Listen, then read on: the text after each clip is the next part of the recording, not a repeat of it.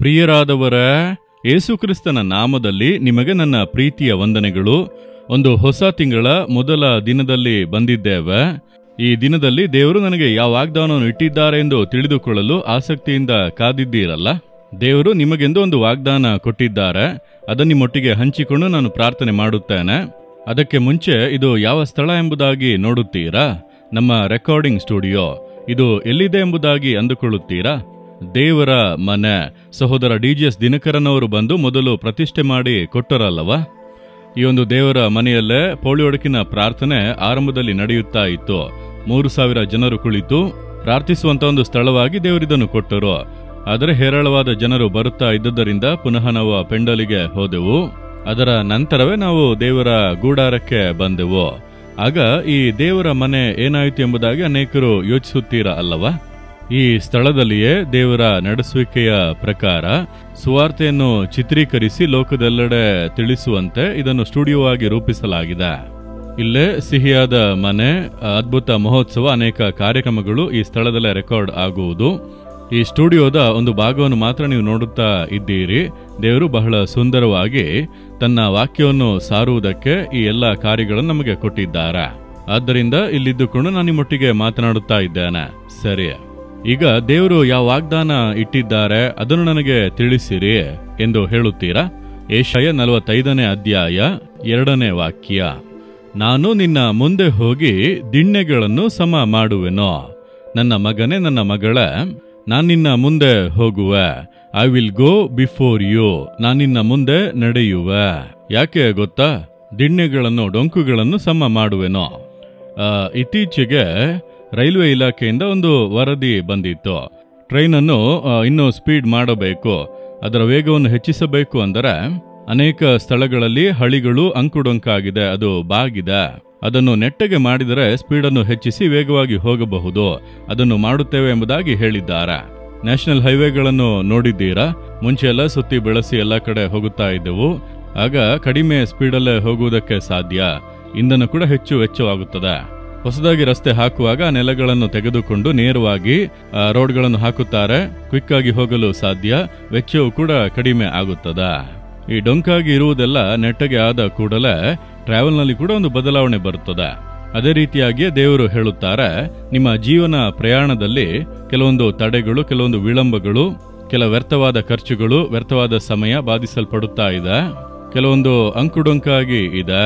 ಆದ್ದರಿಂದಲೇ ನಿಮ್ಮ ಕುಟುಂಬದಲ್ಲಿ ಈ ಒಂದು ಬಾಧೆ, ಬಿಸ್ನೆಸ್ನಲ್ಲಿ ಈ ಒಂದು ಬಾಧೆ, ಕೆಲಸದಲ್ಲಿ ಈ ಒಂದು ಬಾಧೆ, ಸೇವೆಯಲ್ಲಿ ಈ ರೀತಿ ಬಾಧೆ. ಅದನ್ನು ನೆಟ್ಟಗೆ ಮಾಡಿದರೆ ನೀವು ನೇರವಾಗಿ ಸುಂದರವಾಗಿ ಟ್ರಾವೆಲ್ ಮಾಡಬಹುದು, ಜಯಿಸಬಹುದು, ಬೇಗನೆ ಕಾರ್ಯಗಳನ್ನು ನೆರವೇರಿಸಬಹುದು. ಆದ್ದರಿಂದ ನಾನು ನಿಮ್ಮ ಮುಂದೆ ಹೋಗಿ ದಿಣ್ಣೆಗಳನ್ನು ಸಮ ಮಾಡುವೆನು ಎಂಬುದಾಗಿ ದೇವರು ಮಾತು ಕೊಡುತ್ತಾರೆ. ಎಷ್ಟು ಅದ್ಭುತವಾದ ದೇವರಲ್ಲವ? ನೀನು ಮುಂದೆ ಹೋಗಿ ಸರಿ ಮಾಡು, ನಾನು ಹಿಂದೆ ಬರುತ್ತೇನೆಂದು ಹೇಳಲಿಲ್ಲ. ನಾನು ನಿನ್ನ ಮುಂದೆ ಹೋಗುವೆ, ನೀನ್ ನನ್ನ ಹಿಂದೆ ಬಾ.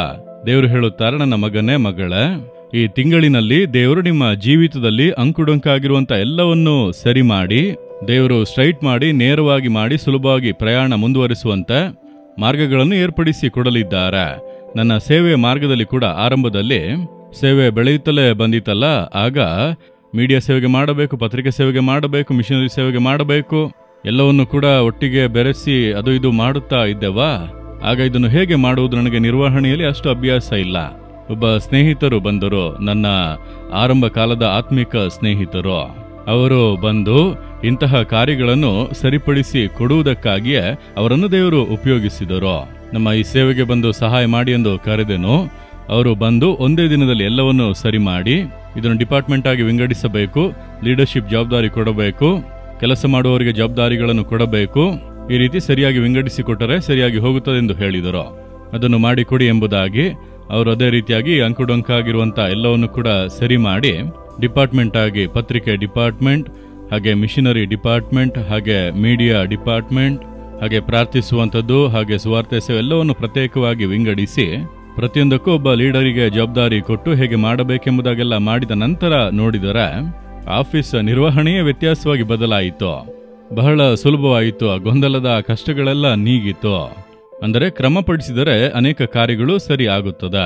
ನಿಮ್ಮ ಸೇವೆಯಲ್ಲಿ ಅನೇಕ ಕಾರ್ಯಗಳನ್ನು ಕ್ರಮಪಡಿಸಬೇಕು, ಮನೆಯಲ್ಲಿ ಅನೇಕ ಕಾರ್ಯಗಳನ್ನು ಕ್ರಮಪಡಿಸಬೇಕು, ಆಫೀಸ್ನಲ್ಲಿ ಕೆಲ ಕಾರ್ಯಗಳನ್ನು ಕ್ರಮಪಡಿಸಬೇಕು. ನಿಮ್ಮ ಜೀವಿತದಲ್ಲಿ ಪರ್ಸನಲ್ ಲೈಫ್ನಲ್ಲಿ ಕ್ರಮ ಇಲ್ಲದ ಅವಸ್ಥೆ, ಅಂಕುಡೊಂಕೆಲ್ಲ ಇದೆ ಅಲ್ಲ? ಇಷ್ಟ ಬಂದಾಗ ತಿನ್ನುವುದು, ಇಷ್ಟ ಬಂದಾಗ ಮಲಗುವುದು, ಇಷ್ಟ ಬಂದಾಗ ಬರುವುದು, ಒಂದು ಕ್ರಮವೇ ಇಲ್ಲ. ಬೆಳಗ್ಗೆ ಇಷ್ಟು ಗಂಟೆಗೆ ಏಳಬೇಕು, ಇಷ್ಟು ಗಂಟೆ ಪ್ರಾರ್ಥಿಸಬೇಕು, ಬೆಳಗ್ಗೆ ಎದ್ದು ವಾಕಿಂಗ್ಗೆ ಹೋಗಬೇಕು, ಇಷ್ಟು ಗಂಟೆಗೆ ಊಟ ಮಾಡಬೇಕು, ಎಲ್ಲ ಕ್ರಮವಾಗಿ ಇರಬೇಕಲ್ಲ. ಈ ಕ್ರಮ ಇಲ್ಲದೆ ಇರುವುದರಿಂದಲೇ ಒಂದು ರೀತಿ ಸೋಮಾರಿತನವಾಗಿದೆ, ಕಾರ್ಯಗಳು ನಡೆಯುತ್ತಾ ಇಲ್ಲ. ಇಂದು ದೇವರು ನಿಮಗೆ ಹೇಳುತ್ತಾರೆ, ನಾನಿನ್ನನ್ನು ಕ್ರಮಪಡಿಸುವ, ಅಂಕುಡೊಂಕಾಗಿರುವುದನ್ನು ನೆಟ್ಟಗೆ ಮಾಡುವ, ನಾನಿನ್ನ ಮುಂದೆ ಹೋಗುವ. ಎಷ್ಟು ದೊಡ್ಡ ಭಾಗ್ಯ ಅಲ್ಲವಾ? ಅಂದರೆ ದೇವರು, ನೀವು ಯೋಹಾನ 10ನೇ ಅಧ್ಯಾಯವನ್ನು ಓದುವುದಾದರೆ, ಆತನು ತನ್ನನ್ನು ಕುರುಬನಂತೆ ನಮ್ಮನ್ನು ಕುರಿಗಳಂತೆ ಹೇಳುವಾಗ ಆತನು ಹೇಳುತ್ತಾನೆ, ಬೆಳಗ್ಗೆ ಎದ್ದು ಬಂದು ಆ ಒಂದು ಹಿಂಡನ್ನು, ಅದರ ಬಾಗಿಲನ್ನು ತೆರೆದು ಬಿಟ್ಟು ಕುರುಬನು ಮುಂದೆ ಹೋಗುವನು. ಕುರಿಗಳು ಹಿಂದೆ ಹೋಗುತ್ತವೆ, ಕುರಿಗಳು ಮುಂದೆ ಹೋಗುವುದಿಲ್ಲ. ಮುಂದೆ ಕುರುಬನು ಹೋಗುವನು, ಅದರ ಹಿಂದೆ ಕುರಿಗಳು ಹೋಗುತ್ತವೆ. ಯಾಕೆಂದ್ರೆ ಆ ಕುರಿಗಳಿಗೆ ದಿನ ಆಹಾರ ಬೇಕು, ಕುಡಿಯಲು ನೀರು ಬೇಕು. ಆಪತ್ತುಗಳು ಕೂಡ ಬರುತ್ತವಲ್ಲವ? ಮೇಲು ಹೋಗುವಂತ ಸ್ಥಳದಲ್ಲಿ ತೋಳ ಬರಬಹುದು, ಸಿಂಹ ಬರಬಹುದು, ಪ್ರಾಣಿಗಳು ಬರಬಹುದು, ಅನೇಕ ಆಪತ್ತುಗಳು ಇದೆ ಅಲ್ಲ? ಆಗ ಕುರಿಗಳು, ಇಂದು ನಾವು ಏನು ತಿನ್ನುವುದು, ಎಲ್ಲಿ ನೀರು ಕುಡಿಯುವುದು, ಆಪತ್ತು ಬಂದರೆ ಏನ್ ಮಾಡುವುದು ಎಂದು ಅವು ಚಿಂತಿಸುವುದೇ ಇಲ್ಲ. ಯಾಕೆಂದರೆ ಮುಂದೆ ಕುರುಬನು ನಡೆದು ಹೋಗುತ್ತಾ ಇದ್ದಾನೆ. ಅವನು ಹಸಿರು ಹುಲ್ಲುಗಾವಲಲ್ಲಿ ನಮ್ಮನ್ನು ಮೇಯಿಸಿ ವಿಶ್ರಾಂತಿಕರವಾದ ನೀರುಗಳ ಬಳಿಗೆ ಬರಮಾಡುವನು. ಅವನ ಕೈಯಲ್ಲಿ ಕೋಲು ಇದೆ. ಯಾವುದೇ ತೋಳ ಬಂದರೂ, ಕರಡಿ ಬಂದರೂ, ಸಿಂಹವೇ ಬಂದರೂ ಅವುಗಳಿಂದ ತಪ್ಪಿಸಿ ನಮ್ಮನ್ನು ಕಾಪಾಡುವನು ಎಂಬುದಾಗಿ ಒಂದು ನಂಬಿಕೆಯಿಂದ ಹಿಂಬಾಲಿಸುವುದು. ಇದೇ ರೀತಿಯಾಗಿ ನಾವು ಕೂಡ, ಯೇಸುವೆ ನೀವೇ ನನಗೆ ಕುರುಬನು, ನನ್ನ ಮುಂದೆ ಹೋಗಿರಿ, ದಿಣ್ಣೆಗಳನ್ನೆಲ್ಲ ಸಮ ಮಾಡಿ ಕೊಡಿರಿ, ನಾನು ನಿಮ್ಮ ಹಿಂದೆ ಬರುತ್ತೇನೆಂದು ಒಪ್ಪಿಸಿ ಕೊಡುವುದಾದರೆ ಲೈಫ್ ಎಂಟೈರ್ಲಿ ಡಿಫ್ರೆಂಟ್ ಆಗಿ ಬದಲಾಗುವುದು. ಈಗ ಮನೆಯೊಳಗೆ ಕ್ರಮ ಇಲ್ಲ, ಕೆಲಸದಲ್ಲಿ ಕ್ರಮ ಇಲ್ಲ, ಯಾವಾಗ ಮಲಗುವುದು, ಯಾವಾಗ ಏಳುವುದು, ಯಾವುದರಲ್ಲೂ ಕ್ರಮ ಇಲ್ಲ. ನೀವು ಸರಿಪಡಿಸಿರಿ, ಮಕ್ಕಳ ಜೀವಿತವನ್ನು ಸರಿಪಡಿಸಿರಿ, ದೇವರ ಬಳಿ ಒಪ್ಪಿಸಿಕೊಡಿ, ದೇವರೇ ಸರಿಪಡಿಸಿಕೊಡಿ ಎಂದು ಕೇಳಿರಿ. ನೀವು ನೋಡಿರಿ, ವ್ಯತ್ಯಾಸವನ್ನು ಕಾಣುವಿರಿ. ಮನೆಯೊಳಗೆ ವ್ಯತ್ಯಾಸ ಬರುತ್ತದೆ, ಕೆಲಸದಲ್ಲಿ, ಬಿಸ್ನೆಸ್ನಲ್ಲಿ, ಎಲ್ಲೆಡೆ ವ್ಯತ್ಯಾಸ ಬರುತ್ತದೆ, ಸೇವೆಯಲ್ಲಿ ವ್ಯತ್ಯಾಸ ಬರುತ್ತದೆ. ಇಂದು ಹೇಳುವಿರಾ, ದೇವರೇ ನೀವು ಮಾತು ಕೊಟ್ಟಂತೆ ನೀವು ನನ್ನ ಮುಂದಾಗಿ ಹೋಗಿ ದಿಣ್ಣೆಗಳನ್ನೆಲ್ಲ ಸಮ ಮಾಡಿ ಕೊಡಿರಿ ಎಂಬುದಾಗಿ ಒಪ್ಪಿಸಿಕೊಡಿ, ಪ್ರಾರ್ಥನೆ ಮಾಡಿರಿ, ಆತನ ಎಲ್ಲವನ್ನು ಸಮ ಮಾಡುವನು.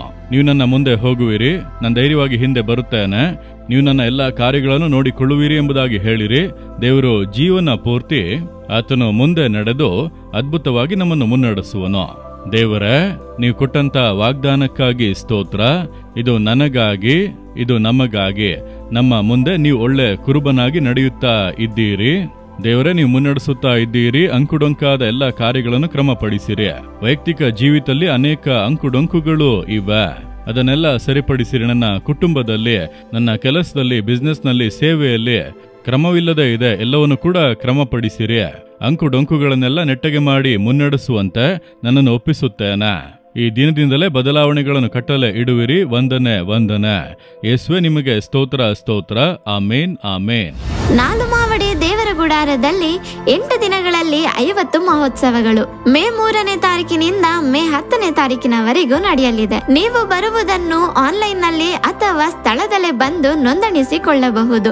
ಹೆಚ್ಚಿನ ಮಾಹಿತಿಗಾಗಿ ಸಂಪರ್ಕಿಸಿ 7094727783 ಹಾಗೂ 8300135315 ಮತ್ತು 046339353535 ಸಂಪರ್ಕಿಸಿ.